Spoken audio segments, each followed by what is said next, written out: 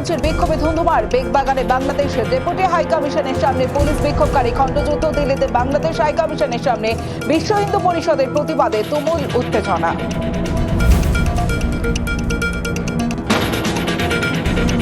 বারবার প্রাণ ভিক্ষা, চোখের জলে কাতর আর্জি, নিজেকে নির্দোষ দাবি, তারপরেও নির্যাতন। বাংলাদেশে দীপু দাসকে পিটিয়ে পুড়িয়ে খুন, নৃশংসতার আরো এক ভিডিও প্রকাশ্যে।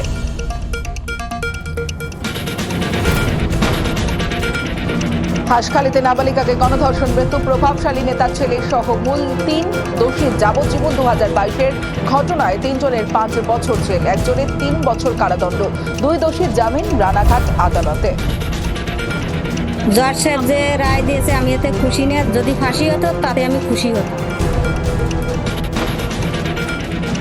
শামশেরগঞ্জে বাবা ছেলে খুনে আজ সাজা ঘোষণা। ওয়াকফ আইনের প্রতিবাদে অশান্তিতে 12 এপ্রিল জোড়া হত্যা, 8 মাসের বিচার। 13 অভিযুক্তকে গতকালই দোষী সাব্যস্ত জঙ্গিপুর আদালতের।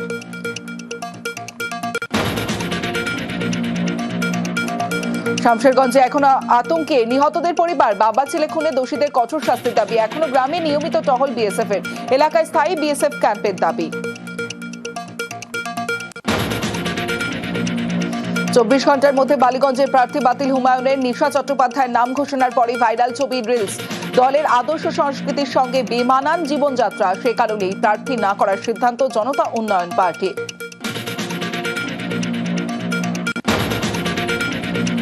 বেলঘরিয়ায় কাউন্সিলরের ছেলের দাদাগিরি, বচসার জেরে দলেরই প্রবীণ কর্মীকে ঘাড় ধাক্কা, গুলির হুমকি। ভাইরাল সিসি ক্যামেরা ফুটেজ, বেপাত্তা বৃদ্ধ, মানতে নারাজ কাউন্সিলর কানু দাস। অভিযোগ পেলে ব্যবস্থার আশ্বাস পুর প্রধানের।